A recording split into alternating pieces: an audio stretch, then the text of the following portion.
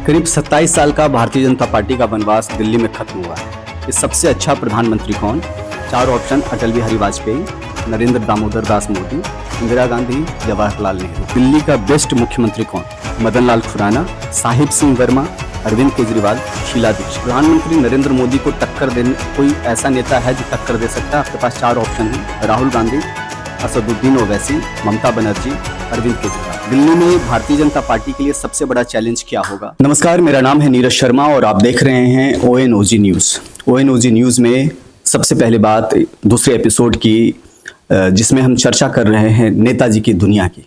नेताजी की दुनिया में आज सच से सामना होगा न्यू मॉडल टाउन के नवनिर्वाचित विधायक अशोक गोयल जी का। अशोक गोयल जी खुद हमारे साथ हैं। पहले कार्यकर्ता, फिर नेता, अब विधायक। ये पूरा सफर कैसा है? देखिए, भारतीय जनता पार्टी में कार्यकर्ता हमेशा कार्यकर्ता ही रहता है और मैं तो ये मानता हूँ कि मैं तो एक संगठन का व्यक्ति हूँ। कल भी कार्यकर्ता था, आज भी कार्यकर्ता हूँ और आने वाले दिनों में भी कार्यकर्ता ही मैं रहूँगा।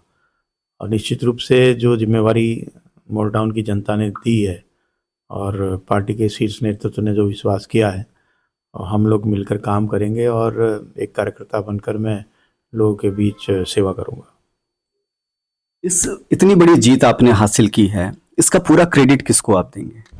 देखिए, कुल मिला के जो दिल्ली के अंदर जो माहौल था, लोग ये जीत हमारे नरेंद्र मोदी जी की विज़न की जीत है और दिल्ली के लोगों ने इस बार झूठ की राजनीति का अंत किया है, भ्रष्टाचार की राजनीति का अंत किया है और नरेंद्र मोदी जी के नेतृत्व में बीजेपी की एक डबल इंजन की सरकार बनाई है, क्योंकि उनको पता है कि दिल्ली का विकास तभी संभव है जब नरेंद्र मोदी जी के नेतृत्व वाली डबल इंजन की सरकार बनेगी और दिल्ली ने इस बार मोदी जी के साथ चलने का निर्णय लिया। इस पूरे चुनाव के दौरान सबसे बड़ा चैलेंज क्या था और ये क्रेडिट किसको आप देते हैं इस जीत की?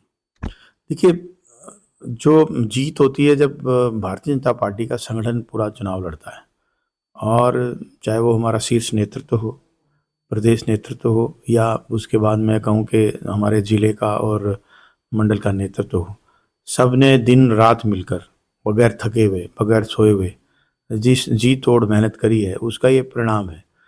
नरेंद्र मोदी जी की दूरगामी नीतियों का और केजरीवाल सरकार की झूठ का वो तो अंत किया ही है, लेकिन जो कार्यकर्ताओं ने जो मेहनत की है, निश्चित रूप से ये उसकी एक बड़ा परिणाम है कि हमने इतनी बड़ी प्रचंड जीत हासिल की। जी हाँ, मैं आंकड़ों को देख रहा था। 2015 से लेकर के 2025 बीते 10 साल में ये चौथा चुनाव है। अखिलेश पति त्रिपाठी को पहले चुनाव में करीब 38%, बाद में 52%, लेकिन इस बार आपको 54% वोट मिले। ये बहुत बड़ा मार्जिन है। मतलब पिछले 4 चुनाव को अगर हम देखें टटोले तो सबसे बड़ा मार्जिन है। अखिलेश पति त्रिपाठी को हराना कैसा लग रहा है अब? नहीं, देखिए, पिछले 12 वर्षों में यहाँ के जो स्थानीय विधायक थे उन्होंने कुछ नहीं किया। बिल्कुल जिस तरह से दिल्ली के पूर्व मुख्यमंत्री केजरीवाल जी झूठ बोलते थे और हर बार ब्लेम दूसरों के ऊपर डालते थे, वही शैली यहाँ के पूर्व स्थानीय विधायक ने अपनाई थी। तो लोगों के मन में बड़ा रोष था और उन्होंने उस रोष को EVM मशीन के माध्यम से एक्सप्रेस किया और भारतीय जनता पार्टी की इतनी बड़ी जीत हम लोग हासिल करने में सफल हुए, क्योंकि वो पूरी तरह से नाकाम थे और दिल्ली के साथ मॉडल टाउन की जनता उनसे बहुत परेशान थी। चुनाव के दौरान हमने न्यू मॉडल टाउन के कई लोगों से भी बात की थी। कई लोग आपको लेकर के आशान्वित थे। जब आप जीत चुके हैं और अब विधानसभा में आपकी एंट्री होने वाली है, शपथ होने वाला है, वो कौन मुद्दे होंगे जिनको आप उठाएंगे जनता के हित में?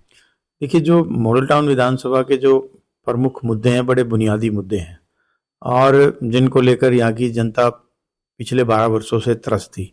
जैसे कि अभी आप आए होंगे तो हर जगह सड़कें टूटी हुई हैं, गंदा पानी पीने को लोग मजबूर हैं, सीवर करीब करीब जाम हो चुके हैं, ओवरफ्लो कर रहे हैं। तो ये जो 3 प्रमुख मुद्दे हैं, जो मुझे लगता है कि हर मॉडल टाउन का निवासी इनसे परेशान है। इसके अलावा मुद्दे हैं बहुत सारे, जिसको हम अगले आने वाले टाइम में उसको हम रिजोल्व करेंगे, बट 3 बुनियादी मुद्दे जो मुझे लगता है इस विधानसभा में जिससे कि हर व्यक्ति परेशान है, उसको हम सबसे पहले आवाज़ भी उठाएंगे और उसको रिजॉल्व करेंगे। दिल्ली की जनता कहीं ना कहीं आम आदमी पार्टी से त्रस्त थी और वो त्रस्तता इतनी थी कि अरविंद केजरीवाल खुद अपनी सीट नहीं बचा पाए। आपको ऐसा लगता है कि कुछ ऐसा काम केजरीवाल सरकार ने किया हो जिसके लिए उनको क्रेडिट दिया जा सकता है? नहीं, देखिए, केजरीवाल जी को क्रेडिट तो देना चाहिए कि उन्होंने इतना झूठ बोला, लोगों के सामने बहुत सारा भ्रष्टाचार किया, उसके लिए भी प्लानिंग करनी पड़ती है। और कुल मिला के उन्होंने झूठे नैरेटिव सेट करने की कोशिश की और अपने अहंकार इतना ज़्यादा था कि वो ये कहते थे कि मोदी जी को 50 जन्म लेने पड़ेंगे या मैं दिल्ली का मालिक हूँ। ये बहुत सारे मिथ दिल्ली के लोगों ने इस बार तोड़े हैं और उन्होंने बताया कि दिल्ली का मालिक दिल्ली का वोटर है। और कुल मिलाकर जो इनके शीर्ष नेतृत्व की भी जो हार हुई है, ये इसका परिचायक है कि 12 साल में उन्होंने सिर्फ और सिर्फ झूठ बोलने के अलावा, लोगों को ठगने के अलावा कुछ नहीं किया। करीब 27 साल का भारतीय जनता पार्टी का वनवास दिल्ली में खत्म हुआ है और उसी वनवास के साथ आप चुन करके भी आए हैं। आप आगे भारतीय जनता पार्टी का सफर दिल्ली में कैसा देखते हैं? देखिए, मुझे लगता है कि जहाँ जहाँ भारतीय जनता पार्टी की सरकार बनी है, आप किसी भी प्रदेश में जाएंगे तो वहाँ पर भारतीय जनता पार्टी हमेशा विकास की राजनीति करती है। और दिल्ली का जिस तरह से बुरा हाल पिछले 12 साल में हुआ है, दिल्ली को एक डबल इंजन सरकार की बहुत बेहद आवश्यकता थी। और मुझे लगता है कि आने वाले दिनों में दिल्ली खुशहाल होगी, दिल्ली के अच्छे दिन आएंगे। और जो ये टूटी हुई सड़कें हैं, गंदा पानी हम पीने को मजबूर हैं, गंदी हवा हम खाने को मजबूर हैं, सीवर जो बिल्कुल जाम है, ये जो बेसिक समस्याएं हैं वो दिल्ली की दूर होगी और बीजेपी की सरकार ये सब मिलकर करेगी। लास्ट बट नॉट लिस्ट, आपके सपनों की दिल्ली कैसी है? देखिए, जैसे मैंने आपको बताया कि जो सपनों की दिल्ली है, बड़े लोगों ने प्रॉमिस किया कि हम लंदन और पेरिस बनाएंगे, लेकिन हम दिल्ली को दिल्ली बनाएंगे। ऐसी दिल्ली बनाएंगे जिसमें साफ़ हवा हो, प्रदूषण मुक्त हो, गंदा पानी पीने को लोग मजबूर ना हो, सड़कें कम से कम ठीक हों, अच्छी हों, जिस पे चल सकें। सीवर का जो पानी, बदबूदार पानी है जो घर के बाहर, ऑफिस के बाहर फ्लो करता है, वो ना हो, ट्रैफिक जाम कम से कम हो। ऐसी दिल्ली बनाएंगे जो दिल्ली हो, जिसको दिल्ली वासियों को गर्व हो। और अब वक्त है उस राउंड का, रैपिड फायर राउंड का, जहां हम नेताजी का डायरेक्ट सच से सामना करवाएंगे। और इनके लिए सबसे पहला सवाल जो दिल्ली की जनता इनसे जानना चाहती है कि सबसे अच्छा प्रधानमंत्री कौन? 4 ऑप्शन: अटल बिहारी वाजपेयी, नरेंद्र दामोदर दास मोदी, इंदिरा गांधी, जवाहरलाल नेहरू। देखिए, नरेंद्र मोदी जी के नेतृत्व में आज देश पूरे विश्व में एक नया नाम कमा रहा है और भारत आगे बढ़ रहा है, भारत बदल रहा है। तो निश्चित रूप से नरेंद्र मोदी जी भारत के सबसे सर्वश्रेष्ठ प्रधानमंत्री हैं।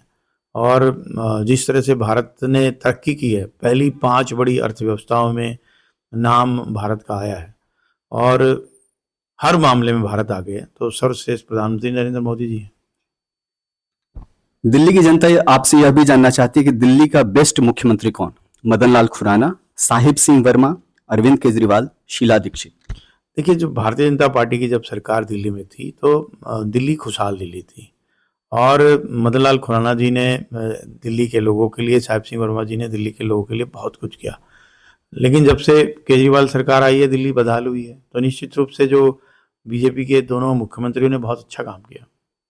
लगातार प्रधानमंत्री मोदी के नेतृत्व में भारतीय जनता पार्टी जीत पर जीत हासिल कर रही है, लेकिन एक सवाल लोग जानना चाहते हैं आपसे कि प्रधानमंत्री नरेंद्र मोदी को टक्कर देने कोई ऐसा नेता है जो टक्कर दे सकता है? आपके पास 4 ऑप्शन हैं: राहुल गांधी, असदुद्दीन ओवैसी, ममता बनर्जी, अरविंद केजरीवाल।